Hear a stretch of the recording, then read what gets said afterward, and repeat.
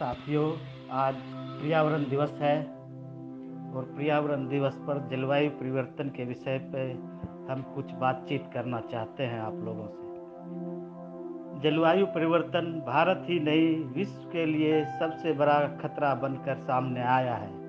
विश्व समुदाय की इस मामले में 26 बैठकों का आयोजन हो चुका है। CPOC की 26वीं बैठक ग्लासगो, स्कॉटलैंड में हुई।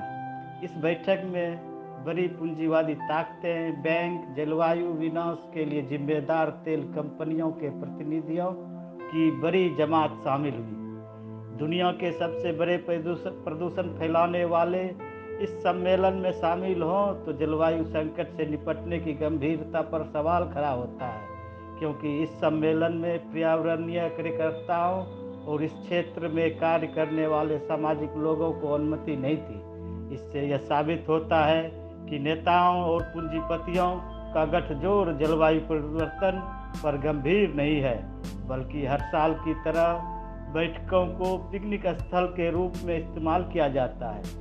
पूंजीवादी व्यवस्था मेहनतकशों के साथ साथ प्रकृति का भी शोषण करती है, जिसका खमियाजा पूरे समाज को भुगतना पड़ता है।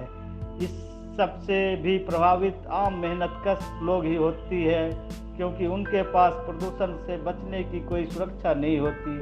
जैसे दुनिया तेजी के साथ बढ़ रही है, जलवायु संकट का सामना कर रही है, जिसे बाढ़, सूखे, तूफान, चक्रवात, समुद्र के जल स्तर के बढ़ते, भीषण आग लगने और नई वैश्विक महामारी के रूप में देखा जा सकता है।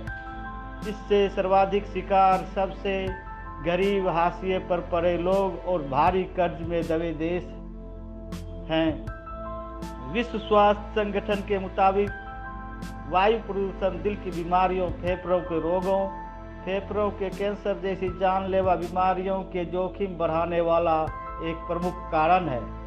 सांस की नली में संक्रमण का जोखिम भी इससे बढ़ जाता है और दमे की गंभीर समस्या पैदा हो जाती है। दिल्ली को लगातार तीसरी बार दुनिया की सबसे प्रदूषित राजधानी का तमगा मिला है। हर साल की तरह इस बार भी ठंड की मौसम में दिल्ली NCR एक गैस चैम्बर बन गया था, जिससे लोगों के दम घुट रहे थे। आज समय आ गया है जब जलवायु परिवर्तन को लेकर समाज के हर तबके को अपने स्तर पर कुछ न कुछ प्रयास करने पड़ेंगे। हम सबको मिलकर पर्यावरण को बचाने का काम अपने स्तर पर करने पड़ेंगे। हम सब मिलकर हर साल 5 फलदार वृक्ष लगाएंगे। किसान अपने खेतों में रासायनिक खाद का प्रयोग ना करके ज़्यादा से ज़्यादा फसल उगाने को जैविक खेती करें और सरकार से बीज और सब्सिडी की मांग करना पड़ेगा। कार्बन उत्सर्जन करने वाले कंपनियों के खिलाफ मिलकर आवाज़ उठाएंगे कि आप जितना कार्बन वायु में छोड़ते हो, वायु से साफ करना पड़ेगा, तभी आप फैक्ट्री चला सकते हो। इस तरह से एक बेहतर स्वस्थ समाज के लिए मजदूर, किसान, नौजवान को जलवायु प्रदूषण को गंभीरता से लेना होगा। नहीं तो आने वाला समय में सिर्फ दिल्ली ही नहीं, पूरा देश एक गैस चैम्बर बन जाएगा और लोग घुट घुट कर मरने को मजबूर हो जाएंगे।